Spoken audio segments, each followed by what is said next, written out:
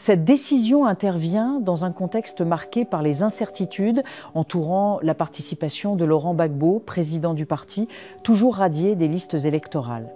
Selon Jeune Afrique, l'ancien ministre ivoirien de l'Équipement a décidé de se lancer dans la course, annonçant qu'il déposera sa candidature dans les prochains jours. Fin des spéculations. Cette annonce met fin à plusieurs mois de spéculation. Depuis fin décembre 2024, des mouvements de soutien à sa candidature ont émergé, tant en Côte d'Ivoire qu'au sein de la diaspora. Après une période de silence médiatique relancée par ses déclarations sur NCI le 26 décembre, la fuite d'une lettre confidentielle adressée à Laurent Gbagbo a ravivé les débats sur ses intentions. Dans cette correspondance, censée rester confidentielle, Don Melo proposait une issue stratégique dans l'éventualité où Gbagbo ne parviendrait pas à être réhabilité, autoriser 2 ou 3 cadres du parti à se porter candidat pour éviter un vide politique.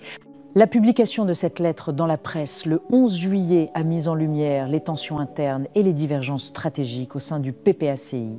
Pour Awa Don Melo, sa démarche relève d'un impératif politique, celle d'éviter la politique de la chaise vide qui affaiblirait l'opposition face au RHDP, le parti au pouvoir.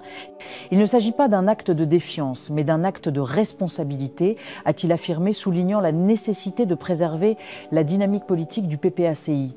Motivation d'une candidature. Évoquant les motivations de sa candidature, il a indiqué qu'elle s'inscrit également dans une volonté plus large de rassemblement de la gauche ivoirienne. Il affirme avoir déjà rencontré Simone Gbagbo, Pascal Affi-N'Guessan et Mamadou Coulibaly. Dans cette optique, à un moment donné, il faudra faire bloc derrière le profil le plus crédible. En tant que vice-président de l'Alliance internationale des BRICS et représentant de l'Afrique centrale et occidentale au sein de cette organisation, il ambitionne de jouer un rôle fédérateur au-delà de son propre camp. À un moment donné, il faudra faire bloc derrière le profil le plus crédible, a-t-il déclaré. Interrogé sur la question de la collecte des parrainages, condition indispensable à toute candidature, le bras droit de Laurent Gbagbo se montre confiant. Ce n'est pas un problème, a-t-il assuré, balayant ainsi une inquiétude qui préoccupe actuellement de nombreux candidats potentiels. Joint Papi Charentea, une source proche d'Awa Don Melo a confirmé l'information.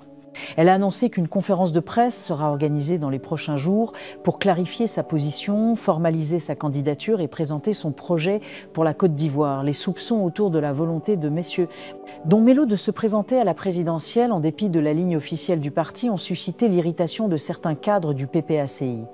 En réaction, le parti a informé le 22 juillet la révocation de 2 proches soutiens du néo-candidat.